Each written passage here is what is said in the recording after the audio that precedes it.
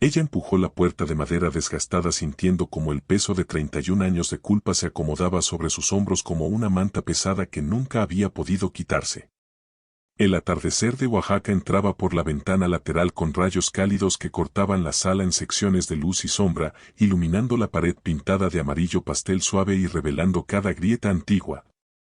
Cada pedazo de pintura descascarada que parecía reflejar las fracturas de la familia que había vivido ahí durante décadas.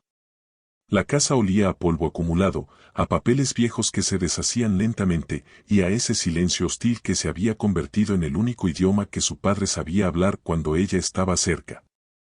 Su padre estaba sentado en su silla de cuero café, la misma que había ocupado durante años como si fuera un trono desde donde dictaba sentencias sobre su vida con una crueldad meticulosa.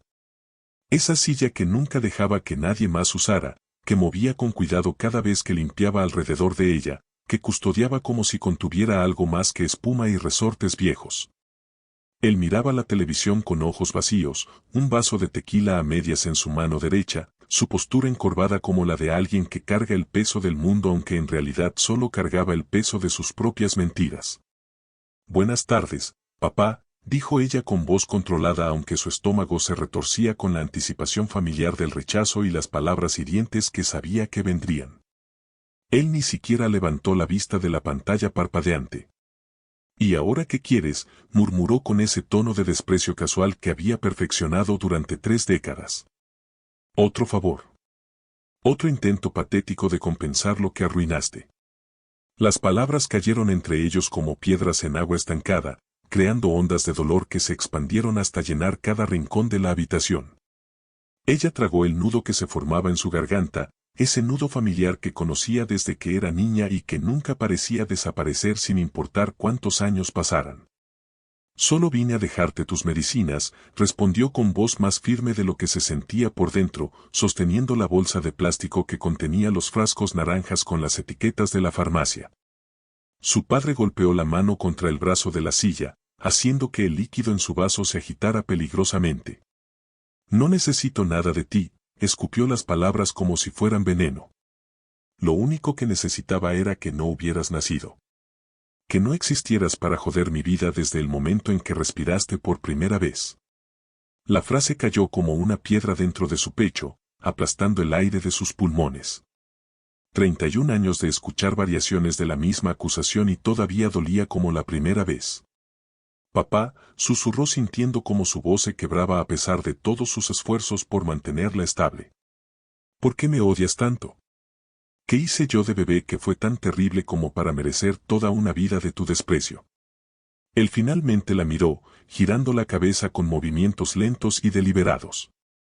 Sus ojos eran duros, fríamente hostiles, llenos de un resentimiento que había sido cultivado y nutrido durante décadas hasta convertirse en algo casi sagrado en su intensidad. «Porque tú me jodiste la vida», dijo con una calma escalofriante que era peor que cualquier grito. «Me quitaste mi juventud. Mis planes. Mi libertad. Todo lo que pude haber sido, lo destruiste con tu llegada. Eres una carga que me persigue desde que llegaste. Por tu culpa me quedé viejo antes de tiempo. Tú mataste mi juventud. Nunca debiste nacer». Las palabras eran como cuchillos oxidados, cortando con la familiaridad de heridas que se abrían constantemente, que nunca tenían oportunidad de sanar porque él seguía clavando el cuchillo una y otra vez. «Yo era una niña», dijo ella con la voz quebrada, sintiendo las lágrimas amenazando con brotar pero negándose a darle esa satisfacción. «Yo no hice nada. No pedí nacer. No elegí llegar a tu vida. Existir ya fue suficiente», respondió él girando el rostro de vuelta a la televisión como si ella no valiera ni siquiera su atención completa. «Tu existencia es mi maldición. La razón por la que mi juventud se evaporó. La razón por la que todos mis sueños se convirtieron en polvo». Ella sintió algo dentro de ella quebrarse lentamente, una fractura que se extendía como grietas en vidrio. De nuevo. La misma sensación que había experimentado 1000 veces antes pero que nunca dejaba de doler. Giró para irse, para escapar de esa habitación que olía a alcohol y resentimiento, pero fue en ese movimiento cuando sus ojos captaron algo. La silla de su padre estaba ligeramente inclinada, apoyada en 3 patas en lugar de 4, como si algo debajo de ella estuviera alterando su equilibrio. Y por debajo del asiento de cuero rasgado, apenas visible en la penumbra, asomaba la punta de lo que parecía ser una carpeta de cuero marrón. ¿Qué miras?, preguntó él con irritación, notando cómo su atención se había desviado. Nada, respondió ella, pero sus ojos seguían fijos en ese pedazo de cuero marrón que sobresalía. Cuando su padre se levantó para servirse más tequila, tambaleándose ligeramente, ella vio claramente la carpeta completa. Estaba escondida debajo de la silla, metida en el espacio entre el asiento y el piso, como un secreto guardado celosamente. Su corazón comenzó a latir más rápido, impulsado por una intuición visceral que le decía que esa carpeta contenía algo importante, algo que él había protegido durante años. «No toques eso», ordenó él cuando la vio agacharse, su voz cambiando inmediatamente de desprecio casual a pánico genuino. Se movió hacia ella con una rapidez sorprendente para alguien que momentos antes parecía apenas capaz de mantenerse en pie. Pero ella fue más rápida. Sus dedos se cerraron alrededor de la carpeta y la arrancó de su escondite antes de que él pudiera detenerla. «Dámela», susurró él, y había algo en su voz que ella nunca había escuchado antes. No era rabia. Era miedo. «Por favor, no la abras». Pero sus manos ya estaban abriendo la carpeta, sus dedos temblando mientras pasaban las páginas amarillentas. El primer documento era un formulario oficial con sellos y timbres descoloridos por el tiempo. «Solicitud de internamiento», decía el encabezado en letras mayúsculas negras y formales. «Centro de Readaptación Social del Estado de Oaxaca. 1988». Sus manos se congelaron, el aire abandonando sus pulmones de golpe. El nombre del interno estaba claramente escrito en tinta azul que se había desvanecido pero que aún era perfectamente legible. Rodrigo Mendoza Torres. El nombre de su padre. «¿Qué es esto?», preguntó con voz apenas audible, sus ojos escaneando el documento una y otra vez como si las palabras fueran a reorganizarse y empezar a tener sentido diferente. Su padre giró el rostro, incapaz de mirarla, su cuerpo temblando. «Eso no te importa», murmuró, pero su voz había perdido toda su autoridad, toda su crueldad habitual. Sonaba como un niño asustado que acaba de ser descubierto en una mentira. Ella pasó a la segunda página, sus manos moviéndose solas aunque su mente gritaba que tal vez no quería saber lo que venía. Era un reporte de ingreso. Escrito con letra de máquina de escribir, lleno de detalles clínicos y fríos. Ingreso por agresión grave, violencia doméstica, resistencia al arresto, tentativa de fuga de control judicial. Edad al momento del internamiento, 22 años. Sentencia, 3 años. Su estómago se cerró como un puño. Sintió náusea subiendo por su garganta. «Papá», dijo, y su voz salió como un hilo delgado a punto de romperse. «Estuviste preso. Estuviste en un centro de readaptación». Él llevó las manos a su rostro, cubriéndolo como si pudiera esconderse de la verdad que acababa de salir a la luz.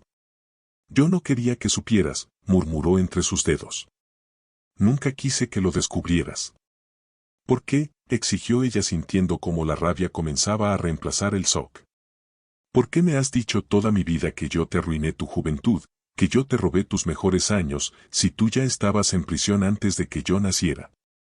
Las fechas estaban ahí, imposibles de negar.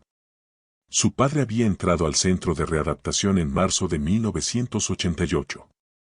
Ella había nacido en diciembre de ese mismo año. 9 meses. Él había estado encerrado durante su embarazo, durante los primeros meses de su gestación. Y sin embargo, durante 31 años, le había dicho que ella era la razón de que su juventud se hubiera evaporado.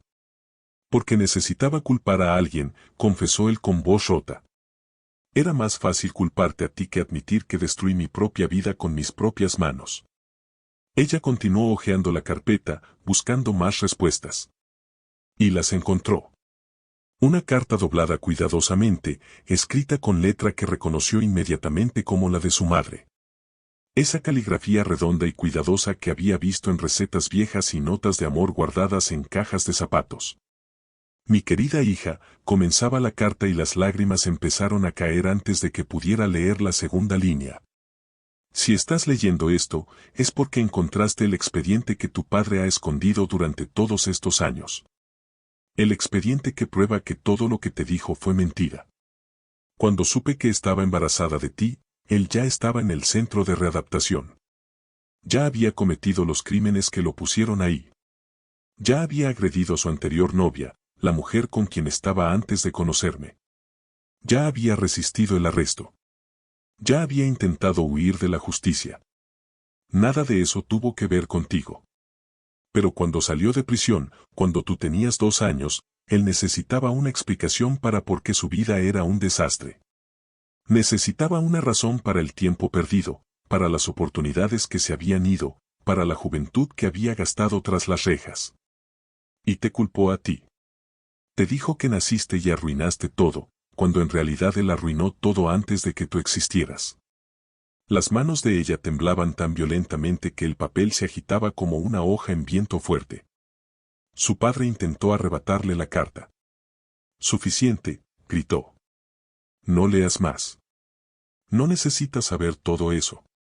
Pero ella se alejó, sosteniendo la carta contra su pecho como si fuera el tesoro más precioso del mundo. Porque en cierto sentido, lo era. Era la verdad que había buscado toda su vida. Hija, continuaba la carta de su madre con una honestidad brutal, tú no le quitaste su juventud. Él la perdió solo. La tiró a la basura con sus propias decisiones violentas y estúpidas. Y cuando tuvo que enfrentar las consecuencias, cuando tuvo que admitir que había destruido su propia vida, fue más fácil señalarte a ti. Convertirte en su excusa. Hacerte cargar con el peso de su vergüenza. Yo traté de protegerte. Traté de hacer que asumieras su responsabilidad. Pero él prefería destruirte que mirarse en el espejo. La carta continuaba con detalles que su madre había guardado, tratando de protegerla. Detalles sobre la violencia de su padre en su juventud, sobre cómo había golpeado a su exnovia hasta dejarla hospitalizada, sobre cómo había huido cuando la policía vino a arrestarlo. Sobre cómo había sido capturado después de una persecución que terminó con él estrellando un coche robado contra una pared. Todo eso a los 22 años, cuando la mayoría de los jóvenes están construyendo futuros, él estaba destruyendo el suyo. Y luego, cuando salió de prisión, cuando la vida era dura porque nadie quería contratar a un ex convicto con antecedentes de violencia, te señaló a ti. Una bebé inocente que no había hecho nada más que existir. Y pasó 30 años culpándote. Si algún día encuentras este expediente, terminaba la carta con palabras que helaban la sangre, significa que él sigue mintiendo. Y significa que alguien vendrá a buscarlo. Alguien que sabe la verdad completa. Alguien que estuvo ahí cuando él entró al centro de readaptación. Alguien que nunca olvidó lo que hizo. Fue en ese momento exacto que 3 golpes brutales sacudieron la puerta principal de la casa. No fueron golpes normales de visita cortés. Fueron golpes que transmitían urgencia, autoridad, cuentas pendientes. Su padre se congeló completamente, todo el color drenándose de su rostro hasta dejarlo del tono de la cera. No, susurró con terror genuino pintado en cada línea de su rostro. Él no puede estar aquí. No después de tantos años. Los golpes se repitieron. Más fuertes. Más insistentes. Haciendo vibrar la puerta en su marco. ¿Quién está ahí?, gritó ella con la voz más firme que pudo reunir aunque su corazón latía tan fuerte que sentía que sus costillas podrían quebrarse. Silencio. Un silencio tenso que se estiró durante segundos que parecían eternidades. Y entonces llegó la respuesta. Una voz masculina, grave y arrastrada por años de algo que sonaba como justicia diferida. Abraham, dijo la voz con una calma que era más aterradora que cualquier grito. Tengo el reporte original de su internamiento. Y vengo por el hombre que destruyó más vidas que la suya. Su padre cayó sentado en su silla, las manos temblando incontrolablemente, su respiración convirtiéndose en sollozos entrecortados. No abras, suplicó mirándola con ojos desesperados. Hija, por favor. Él sabe todo. Él viene a destruirme. Pero ella ya había tomado su decisión. 31 años de mentiras eran suficientes. 31 años de cargar con culpa que nunca fue suya. 31 años de creer que había robado la juventud de su padre cuando en realidad él la había tirado a la basura mucho antes de que ella existiera. Sostuvo la carpeta con una mano, sintiendo el peso de los secretos que contenía. Con la otra mano envolvió la manija fría de la puerta. Su corazón martillaba tan fuerte que le dolía, pero sus movimientos eran firmes. Giró la manija. Abrió la puerta de par en par.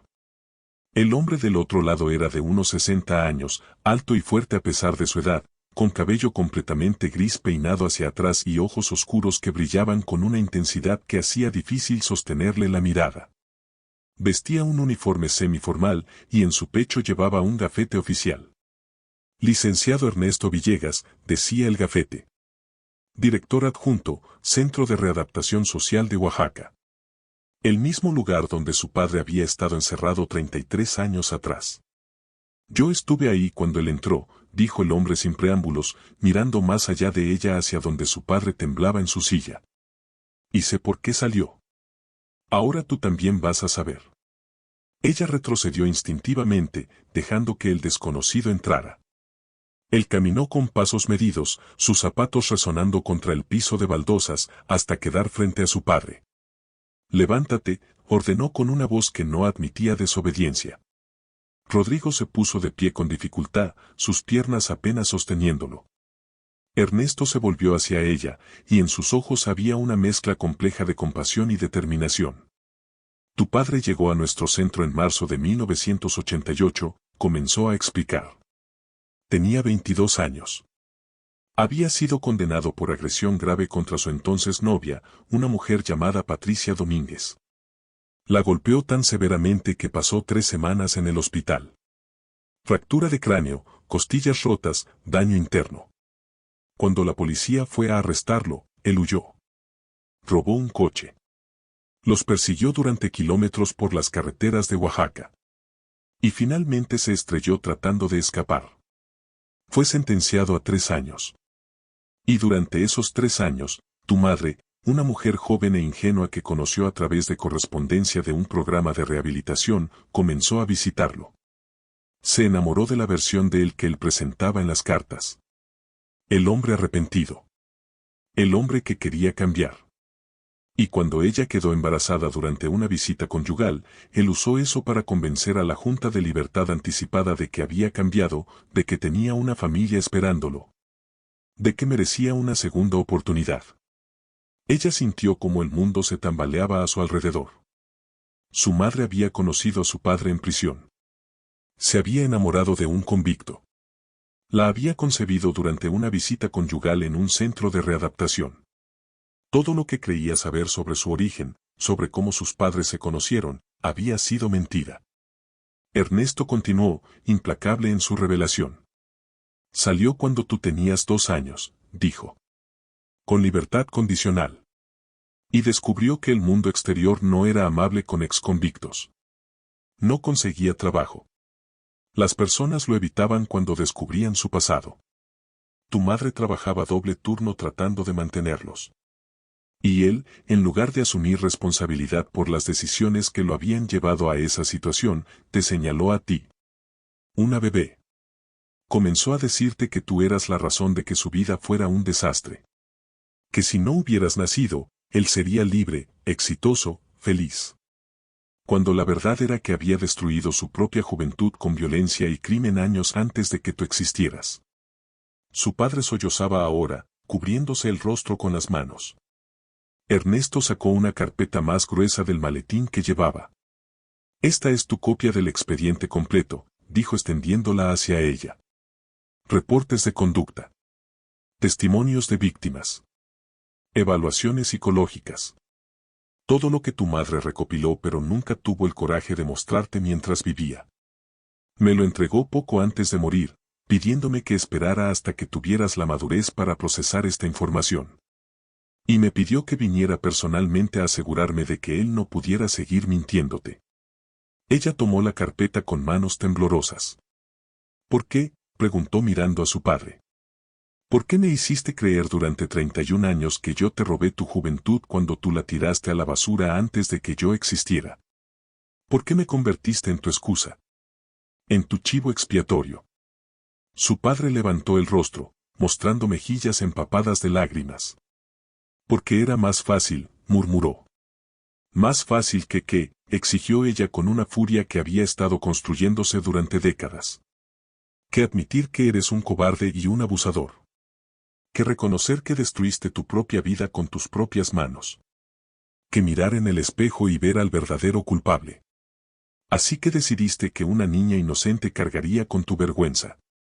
Que yo pasaría toda mi vida creyendo que había arruinado algo cuando en realidad tú ya lo habías arruinado todo antes de que yo respirara.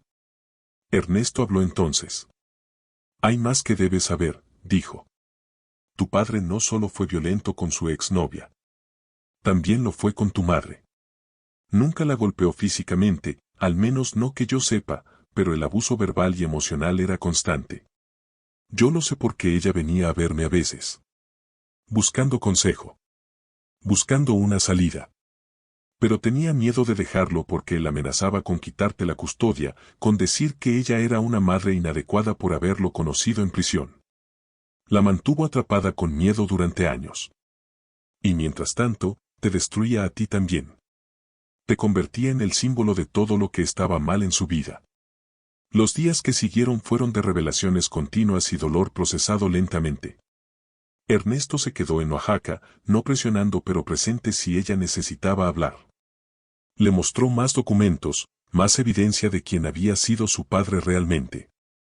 Fotografías de la escena del crimen cuando golpeó a Patricia. Testimonios de testigos que lo describían como violento y errático. Reportes de comportamiento del centro de readaptación que mostraban que había sido un interno problemático, agresivo con guardias y otros presos. Y evaluaciones psicológicas que lo describían como alguien incapaz de asumir responsabilidad por sus acciones, siempre culpando a otros por sus problemas. Patricia, la exnovia de su padre, todavía vivía en Oaxaca. Ernesto arregló un encuentro. Era una mujer de unos 55 años, con cicatrices visibles en su rostro, marcas permanentes de la violencia que había sufrido. Cuando se encontraron en una cafetería pequeña del centro, Patricia la abrazó como si fueran viejas amigas. No eres responsable de lo que él hizo, dijo Patricia con voz suave pero firme. Ni de lo que me hizo a mí ni de lo que te hizo a ti. Él es el responsable. Él siempre lo fue. Patricia le contó su historia. Cómo había conocido a Rodrigo cuando ambos eran jóvenes. Cómo al principio parecía encantador. Cómo la violencia comenzó lentamente, escalando hasta esa noche terrible cuando casi la mata. Y cómo después de años de terapia había logrado reconstruir su vida, encontrar paz, pero nunca olvidar. Cuando me enteré de que tenía una hija, dijo Patricia, me preocupé. Porque sabía que un hombre que no puede asumir responsabilidad por su violencia encontrará a alguien más a quien culpar. Y temía que esa persona fueras tú. Ella pasó semanas leyendo cada documento en el expediente completo. Cada página reescribía su historia. Cada reporte le mostraba que el hombre que la había criado era muy diferente del que ella había imaginado. No era un hombre cuya juventud le había sido robada por una hija no deseada. Era un hombre que había destruido su propia juventud con violencia y después había necesitado un chivo expiatorio. Y ella, inocente y vulnerable, había sido perfecta para ese rol. Comenzó terapia con una psicóloga recomendada por Ernesto, una especialista en trauma familiar. Sesiones largas e intensas donde desempacó 31 años de abuso emocional. Donde aprendió términos como gaslighting, proyección, chivo expiatorio familiar. Donde entendió que nada de lo que había pasado era su culpa. Que había sido una niña inocente atrapada en las consecuencias de las decisiones violentas de un adulto. Su terapeuta le ayudó a procesar la rabia, el dolor, la traición.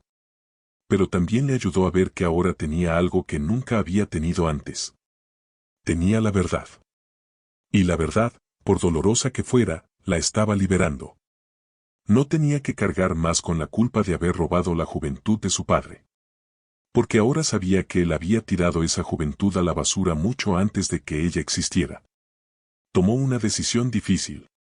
Confrontar a su padre una última vez. No para buscar disculpas o reconciliación, sino para establecer límites claros y liberarse completamente. Fue a la casa una tarde, acompañada por Ernesto como testigo y apoyo. Su padre estaba en su silla, más encogido que antes, como si el peso de sus secretos revelados lo hubiera hecho físicamente más pequeño. «Vine a decirte algo», comenzó ella con voz firme. «Durante 31 años me hiciste creer que yo te robé tu juventud. Que si yo no hubiera nacido, tu vida habría sido diferente. Mejor. Exitosa. Pero ahora sé la verdad. Sé que estuviste en prisión por golpear a una mujer casi hasta matarla. Sé que huiste de la policía. Sé que destruiste tu propia juventud con violencia y crimen antes de que yo fuera siquiera una posibilidad. Y sé que cuando saliste y la vida era dura porque las consecuencias de tus acciones te seguían, decidiste culparme a mí. Hacer de una bebé inocente tu excusa para todo lo que estaba mal». Su padre intentó hablar, pero ella levantó la mano. «No he terminado», dijo. «Pasé toda mi vida tratando de ser suficiente. Tratando de compensar por el daño que supuestamente había causado. Trabajé desde los 15 para pagar mis propios gastos porque no quería ser más carga. Estudié y trabajé simultáneamente en la universidad. Nunca pedí nada. Siempre traté de ser invisible. Todo porque creía tu mentira. Creía que te había robado algo precioso. Pero no lo hice. Tú ya lo habías tirado todo antes de que yo existiera. Así que vine a decirte esto», continuó con lágrimas corriendo por su rostro pero con voz que no temblaba. «No te perdono. El perdón requiere arrepentimiento genuino y esfuerzo por cambiar. Y tú nunca hiciste ninguna de esas cosas. Pero tampoco te odio más. Porque el odio le daría poder sobre mi vida y ya no lo mereces. Lo que sí hago es liberarte. Te libero de cualquier expectativa. No espero que cambies. No espero que admitas lo que hiciste. No espero nada de ti. Y me libero a mí misma de la carga de ser tu chivo expiatorio. De hoy en adelante, no tenemos relación. No me busques. No me llames. No pretendas que existo. Y yo haré lo mismo». Su padre la miraba con ojos vidriosos. «Hay algo que debes saber», murmuró finalmente. «Tu madre. Ella lo sabía todo. Desde el principio. Sabía de Patricia, de la prisión, de todo. Pero se quedó porque pensó que podía salvarme. Que su amor podría cambiarme. Y cuando se dio cuenta de que no podía, ya estabas aquí y sintió que no tenía opción. Pasó el resto de su vida tratando de compensarte por mi crueldad. Tratando de amarte el doble para equilibrar mi odio. Y murió con el corazón roto sabiendo que no había sido suficiente». Ella cerró los ojos, procesando esta última revelación. «Gracias por eso al menos», dijo suavemente. «Gracias por confirmar que ella me amó. Eso es lo único que necesitaba saber». Se dio vuelta y salió de esa casa por última vez. Y con cada paso que la alejaba, sintió como algo pesado se desprendía de sus hombros. Los meses que siguieron fueron de reconstrucción. Ella se mudó a otra parte de la ciudad, lejos de la casa de su padre. Un departamento pequeño pero luminoso donde el sol entraba cada mañana y no había sombras de secretos antiguos. Ernesto se convirtió en un amigo y mentor inesperado. La ayudó a entender el sistema penitenciario, cómo funcionaba la rehabilitación, por qué algunas personas cambiaban y otras no. Le presentó a otros hijos de exconvictos que habían vivido experiencias similares, que habían sido culpados por crímenes que no cometieron. Y en ese grupo de apoyo encontró una comunidad que entendía su dolor de maneras que nadie más podía. Patricia también se volvió cercana a ella. Era extraño al principio, conectar con la exnovia de su padre, la mujer que había sufrido su violencia de maneras que ella solo había experimentado emocionalmente. Pero Patricia era fuerte y gentil, y en sus conversaciones, ella encontró una perspectiva que necesitaba. Patricia le enseñó que era posible sobrevivir al abuso y florecer después. Que las cicatrices, físicas o emocionales, no te definían. Que podías construir una vida hermosa incluso después de experiencias horribles. Comenzó a trabajar también en un centro que ayudaba a familias de exconvictos, usando su experiencia para guiar a otros que luchaban con la vergüenza y el estigma. Su historia resonaba con tantas personas. Hijos que habían sido culpados por las fallas de sus padres. Esposas que habían sido manipuladas para quedarse. Familias que cargaban secretos que los estaban destruyendo lentamente. Y con cada persona que ayudaba, sentía que estaba transformando su dolor en propósito. Un año después del descubrimiento del expediente, conoció a alguien. Un hombre gentil llamado Daniel que trabajaba como trabajador social en un refugio cercano. Se conocieron en una conferencia sobre trauma familiar, y él se acercó después de su presentación para decirle que su historia le había conmovido profundamente. Comenzaron a tomar café, luego cenas, luego caminatas largas por las calles coloniales de Oaxaca donde compartían sus propias historias de dolor y sanación. Daniel había crecido con un padre alcohólico que también proyectaba su fracaso en sus hijos. Entendía. Y en ese entendimiento mutuo, comenzó a florecer algo hermoso. Él la cortejó con paciencia y respeto, nunca presionando, siempre presente. Y cuando finalmente le propuso matrimonio 2 años después, ella dijo sí sabiendo que esta vez estaba eligiendo construir algo basado en verdad y amor real, no en mentiras y necesidad. Se casaron en una ceremonia pequeña en un jardín lleno de bugambilias. Ernesto caminó con ella hacia el altar, cumpliendo el rol que debería haber sido de su padre. Y cuando el sacerdote preguntó quién entregaba a la novia, Ernesto dijo con voz clara, su madre, que luchó hasta su último aliento para dejarle la verdad. Y todos aquellos que la aman por quien realmente es, no por las mentiras que le dijeron que era. Patricia estaba ahí también, junto con el grupo de apoyo completo, celebrando no solo una boda sino una victoria sobre el trauma. Ella y Daniel tuvieron 2 hijas, niñas hermosas a las que criaron con amor incondicional y honestidad. Les contó su historia cuando fueron suficientemente grandes, no para asustarlas sino para enseñarles sobre resiliencia. Les mostró el expediente, explicándoles que su abuelo paterno había tomado malas decisiones cuando era joven y después había necesitado culpar a alguien. Les enseñó que nunca debían aceptar la culpa por las fallas de otros. Que cada persona es responsable de sus propias acciones. Y que la verdad, por dolorosa que sea, siempre es mejor que una mentira cómoda. Sus hijas crecieron fuertes y seguras, libres de las cadenas que ella había cargado. Daniel fue el padre presente y amoroso que ella nunca tuvo. Y cada día en esa familia era una reescritura de su propia historia. Una prueba de que los ciclos pueden romperse. Pasaron 15 años sin noticias de su padre. No sabía si estaba vivo o muerto y honestamente ya no le importaba. Había hecho las paces con el hecho de que algunas personas no merecen espacio en tu vida sin importar los lazos de sangre. Pero entonces recibió una llamada. Era de un hospital. Su padre había sido admitido con insuficiencia renal. Estaba en diálisis. Y había pedido verla. Su primer instinto fue colgar.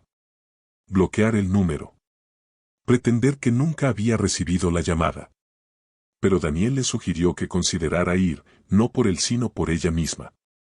Para cerrar ese capítulo completamente sin dudas ni qué pasaría si. Decidió ir. Una sola vez. Con Daniel a su lado como apoyo. El hospital olía a desinfectante y enfermedad. Su padre estaba en una cama, conectado a máquinas, su piel amarillenta, su cuerpo encogido hasta ser casi irreconocible. Cuando la vio entrar, algo pasó por su rostro. Vergüenza tal vez. Viniste, murmuró con voz débil. Vine, confirmó ella manteniéndose cerca de la puerta, Daniel junto a ella. Pero no porque te deba algo. Vine porque necesito que entiendas algo antes de que mueras. Su padre asintió débilmente, esperando. Durante 31 años me hiciste creer que te robé tu juventud, dijo con voz firme. Y pasé esos años odiándome a mí misma. Creyendo que había arruinado algo precioso. Pero ahora sé la verdad. Sé que destruiste tu propia juventud con violencia antes de que yo existiera. Que me usaste como excusa para no tener que mirar en el espejo y ver al verdadero culpable. Las lágrimas rodaban por las mejillas hundidas de él. Lo siento, susurró. Siento todo. Sé que lo sientes ahora, respondió ella. Ahora que estás muriendo y tienes miedo de lo que venga después. Pero sentirlo al final, cuando ya no queda tiempo para reparar nada, no cambia lo que hiciste. No borra los años que me hiciste sentir menos que nada. Así que vine a decirte esto, no te perdono. Pero tampoco te odio. Eres simplemente un hombre que tomó decisiones terribles y después culpó a otros. Y ahora enfrentas el final que construiste con esas decisiones. Yo, por otro lado, construí una vida hermosa a pesar de ti. Tengo una familia que me ama de verdad. Tengo un propósito. Tengo paz. Y eso es más de lo que tú jamás tuviste. Así que adiós. Que encuentres lo que sea que necesites encontrar al otro lado. Salió sin mirar atrás. Su padre murió 3 días después. Ella no fue al funeral. No había necesidad. Ya había dicho todo lo que tenía que decir. En su lugar, organizó su propia ceremonia de cierre. Con Daniel, sus hijas, Ernesto, Patricia y su grupo de apoyo, fueron a plantar un árbol en un parque de Oaxaca. Un árbol de jacaranda en memoria de su madre. No de su padre. Porque su madre era quien merecía ser recordada. Quien había amado incondicionalmente. Quien había dejado la verdad como último regalo. Mientras plantaban el árbol, cada persona compartió algo. Sus hijas hablaron sobre la abuela que nunca conocieron pero que vivía en las historias. Ernesto habló sobre segundas oportunidades y la importancia de la verdad. Patricia habló sobre sobrevivir y florecer después del trauma. Y cuando llegó su turno, ella habló directamente a la memoria de su madre. Lo hice, mamá, dijo con lágrimas corriendo pero con sonrisa en los labios. Encontré el expediente. Descubrí la verdad. Y en lugar de dejarla destruirme, la usé para liberarme. Construí la vida que querías para mí. Una vida sin mentiras. Una familia basada en amor verdadero. Y aunque me duele que no estés aquí para verlo, sé que de alguna manera lo sabes. Que puedes descansar sabiendo que tu hija no solo sobrevivió sino que floreció. Que nunca le robé la juventud a nadie. Que siempre fui inocente. Los años continuaron fluyendo. Ella llegó a sus 50 años rodeada de amor. Sus hijas crecieron para convertirse en mujeres fuertes que usaban la historia de su madre como inspiración para ayudar a otros. La mayor se hizo abogada especializada en casos de violencia doméstica. La menor se volvió terapeuta trabajando con familias en crisis. Ambas llevaban adelante el legado de verdad y sanación que su madre había comenzado. Ernesto, ya anciano, seguía siendo parte de su vida. Una tarde, sentados bajo el árbol de jacaranda que ahora había crecido fuerte y hermoso, él le dijo algo que había guardado durante años. «Sabes», comenzó, «tu madre me hizo prometerte algo más». «¿Qué?», preguntó ella. «Me hizo prometer que te dijera, cuando llegara el momento correcto, que su mayor orgullo no fue solo dejarte la verdad. Fue ver, incluso en sus últimos días, que eras más fuerte que todo el dolor que te habían causado. Que sobrevivirías. Que florecerías. Y que algún día usarías tu experiencia para ayudar a otros». Ella tenía razón. Mírate ahora, con tu familia, tu trabajo, tu paz. Ella estaría tan orgullosa.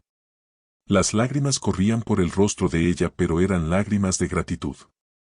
Escribió un libro sobre su experiencia, cambiando nombres pero manteniendo la esencia emocional. Lo tituló No fue tu culpa, una historia de verdad y liberación. Se convirtió en un recurso importante para familias que lidiaban con secretos y chivos expiatorios. Recibía cartas de lectores agradeciéndole por darles palabras para su dolor y esperanza para su futuro. Y con cada carta, sentía que estaba honrando a su madre y transformando el legado de dolor en uno de sanación. Patricia, ahora de 70 años, seguía siendo su amiga cercana. A veces se reían juntas sobre la extrañeza de su conexión, dos mujeres unidas por haber sobrevivido al mismo hombre violento. Pero más que eso, eran hermanas en supervivencia. Prueba viviente de que era posible salir del otro lado del abuso y construir vidas hermosas. Una tarde de primavera, cuando los jacarandas pintaban las calles de Oaxaca de púrpura, ella se sentó con sus nietos bajo el árbol que habían plantado en memoria de su madre. Les contó la historia. No todos los detalles oscuros, pero sí la esencia. Sobre una abuela que amó ferozmente. Sobre un abuelo que tomó malas decisiones y después culpó a otros. Sobre una madre que descubrió la verdad y eligió la liberación. Y sobre la importancia de nunca aceptar culpa por las fallas de otros.